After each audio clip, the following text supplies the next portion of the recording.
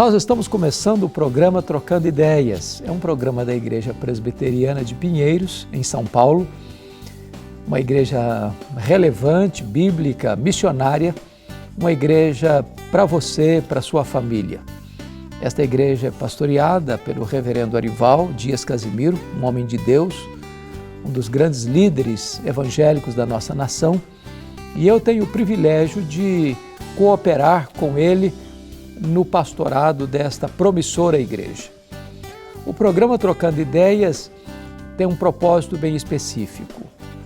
Nós recebemos muitas perguntas de tantas pessoas e tantas vezes essas pessoas não encontram um espaço adequado para terem suas perguntas respondidas. E então, neste programa, nós nos propomos a responder algumas dessas perguntas. No programa de hoje, eu quero considerar com vocês 3 dessas perguntas. E a primeira delas é a seguinte: Pastor Hernandes, os ataques a Israel pelo Hamas no mês de maio de 2021 são profecias se cumprindo? Devemos orar pedindo paz em Israel? Bom, há 2 coisas que eu quero considerar aqui. Primeiro, sim, onde tem guerras, rumores de guerras, faz parte do sermão profético do Senhor Jesus Cristo, afirmando que isto é um sinal da sua segunda vinda. Além do mais, Israel, no seu retorno a esta terra, que foi a terra que Deus prometeu a Abraão, a sua descendência, e que, conforme Josué capítulo 1, contempla todo esse território. Então, Israel é donatário dessa terra, dado por Deus.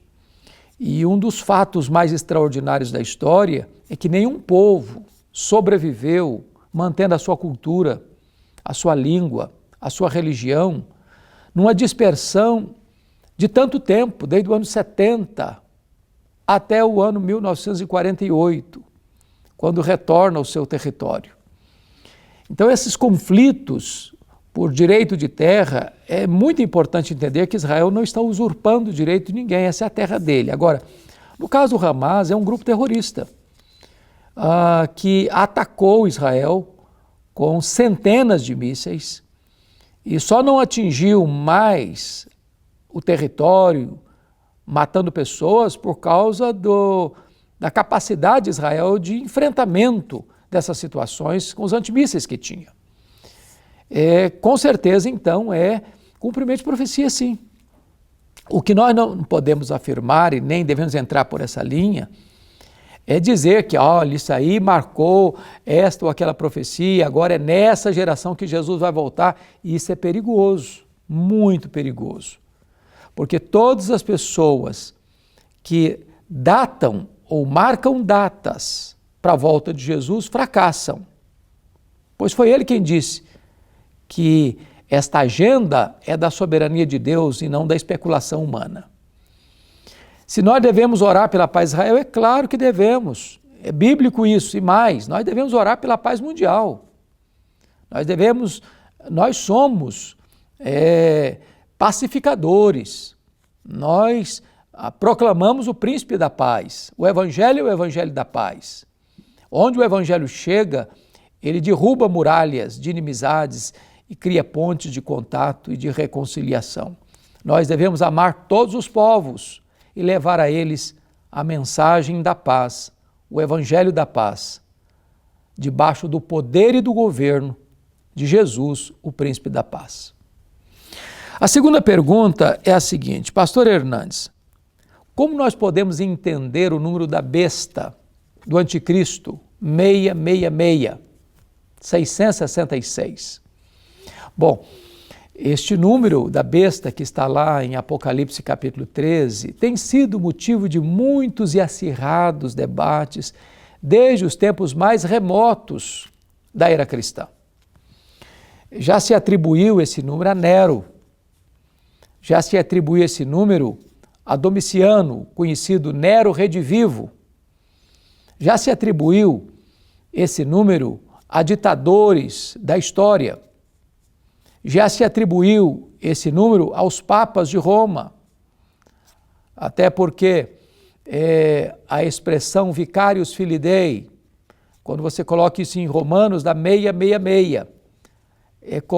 E aí o Papa assume uma posição de substituto do Filho de Deus, vicarius filii Dei.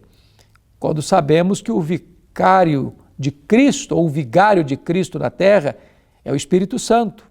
Ele disse, eu vou, mas enviarei o outro Consolador.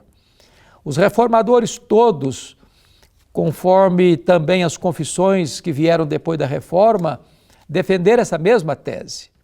Porém, o número 666, penso que pode e deve ser entendido dentro do aspecto da numerologia bíblica. Se 7 é o número da perfeição, 6 é o número incompleto, é o número imperfeito. 666, 3 vezes 6, é a trindade da imperfeição. E vejam vocês que, como o diabo sempre quer ser o imitador de Deus, porque Deus é o Deus Pai, Deus Filho, Deus Espírito Santo, o diabo vai querer se apresentar também numa trindade maligna, o dragão, o anticristo, o falso profeta. Então, eu entendo que o 666 é a expressão maiúscula, superlativa, máxima da iniquidade, da impiedade, da violência, da maldade, de tudo aquilo que é anti-Deus. Então, quando o anticristo, a besta que surge do mar, recebe esse número 666, penso que o que está querendo deixar claro é que ele vai ser a expressão máxima da iniquidade e da violência, da apostasia. Terceira pergunta, Reverendo Hernandes, sendo Deus onisciente e sabendo que o mundo corromperia, por que Deus o criou? É Deus responsável pelas pessoas que irão perecer eternamente? Veja bem, primeiro nós não trabalhamos com especulação. Nós não somos donos da agenda de Deus e Deus é soberano. E o barro não tem que perguntar ao oleiro. Ele é soberano. Ele faz todas as coisas conforme o conselho da sua vontade. Que Deus é soberano, Ele é. Que Deus é onisciente, Ele é. Que Deus conhece o fim desde o começo, claro que conhece. Deus não é pego de surpresa. A famigerada teologia do open-teísmo, ou teísmo aberto, é um equívoco, é uma tolice. Achando que Deus é surpreendido como nós o somos, não, Deus não é surpreendido. Deus não é pego de surpresa. Deus nunca fica em apuros. Que Ele sabia que o mundo se corromperia, é claro que sabia, porque Ele é onisciente. E alguém que não é onisciente não pode ser Deus. Nós não tratamos de uma divindade tribal, nem de um ídolo, mas do Deus autoexistente, imenso, infinito, eterno, imutável, onipotente, onipresente, onisciente, transcendente, soberano. Agora, Deus é responsável por aqueles que perecem eternamente? Claro que não. A Bíblia diz que o salário do pecado é a morte. A Bíblia diz que Deus não tem prazer na morte do ímpio, mas que ele se arrependa e seja salvo. A causa da salvação é a graça. A causa da condenação é o pecado. Quando Jesus Cristo veio, morreu, ressuscitou, voltou ao céu, derramou o Espírito Santo, ele disse que o Espírito Santo convenceria o mundo do pecado, da justiça e do juízo. Do pecado porque não creem em Cristo Jesus. A solução para o pecado é Cristo. Ele é o único nome dado entre os homens pelo qual importa que sejamos salvos. Mas aquele que rejeitar a oferta da graça de Deus e recusar crer em Jesus como seu Salvador, ele está fazendo opção pela morte e não pela vida, pela condenação e não pela salvação eterna. Portanto, o inferno é da única e exclusiva responsabilidade do homem que vira as costas para Deus e rejeita a oferta da graça de Deus. Pois bem, este é o programa Trocando Ideias. Se você tem suas perguntas, Manda para a gente, teremos muito prazer em respondê-las aqui no programa. Agora eu gostaria de fazer um convite a você, você que mora na região metropolitana da Grande São Paulo, venha nos fazer uma visita. A Igreja Presbiteriana de Pinheiros quer receber você com muito carinho, com muito amor. Somos uma igreja acolhedora, bíblica, uma igreja que cuida de gente, uma igreja missionária. Nós temos cultos todos os domingos, temos 4 cultos e 2 escolas bíblicas dominical.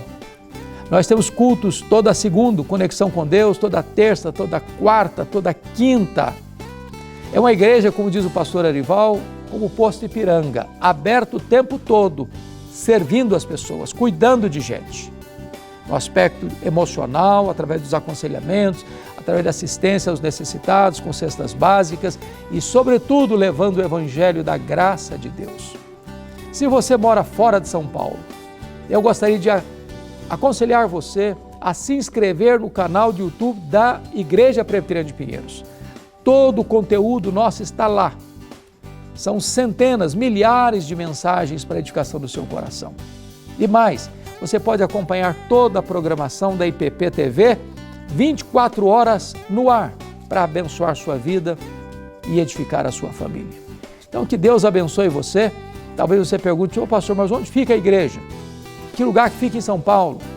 Fica na Avenida Doutora Ruth Cardoso, 6.151, ao lado da Ponte Cidade Universitária. Você é bem-vindo, venha, traga a sua família. Acolheremos você com muito amor e com muito carinho. Até o nosso próximo programa, então, e que Deus abençoe o seu coração.